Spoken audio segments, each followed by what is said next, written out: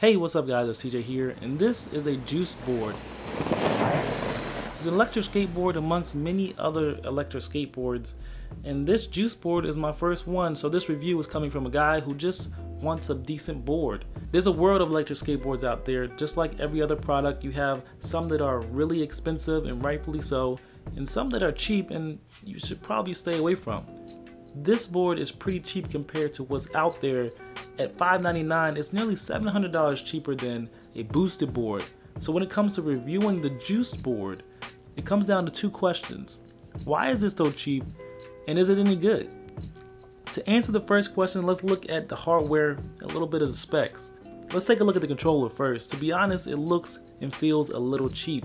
The strap on the controller actually broke within 2 days of riding this, and the controller actually takes 2 AAA batteries. It would be nice to have a rechargeable controller so you can charge it alongside of your board and you know how much juice you have left. But if the goal is to make a cheaper and more affordable board, these takeaways are kind of understandable. It's a good thing that this board doesn't have a lot of resistance while kicking, and it works pretty good as a traditional longboard, because if your controller runs out of batteries while you're riding, it's just going to turn into a regular longboard.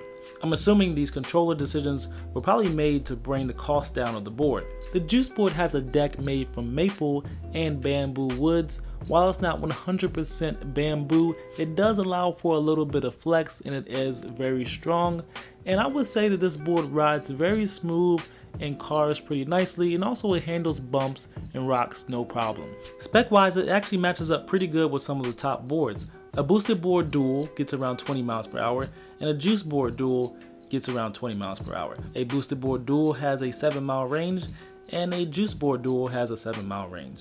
But those are just specs, and Juice board doesn't come with an app so you can track your ride. So I tested it for speed, and here's what I got. And while riding this thing around, I was able to get further than 7 miles, and I still had a lot of juice left. So that pretty much covers what the average rider is looking for in an electric skateboard: top speed and ride duration. Although the top speed wasn't exactly 20 miles per hour, I believe it performed pretty well. Also, you may be looking for a board to perform well riding uphill, and I would say this board performed pretty well in most situations. This is a really steep hill.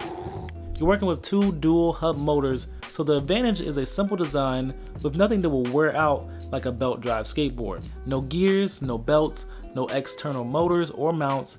Simple, and most likely another decision to drive down the cost. There are some good features that come along with this board, like regenerative braking, which help extend your battery life a little bit, the USB charging port that allows you to charge your phone or any other device, and the hub motors are waterproof if you have to go through a little puddle or a little bit of rain. So that brings us to our last question: is it any good?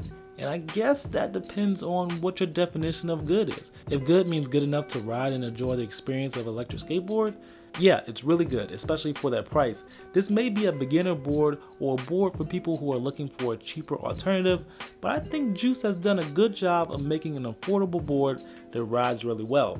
And I think this board falls right in between expensive, and rightfully so, and cheap, and you should probably stay away from. Let me know your thoughts in the comments below, and I will see you guys in the next video. Peace.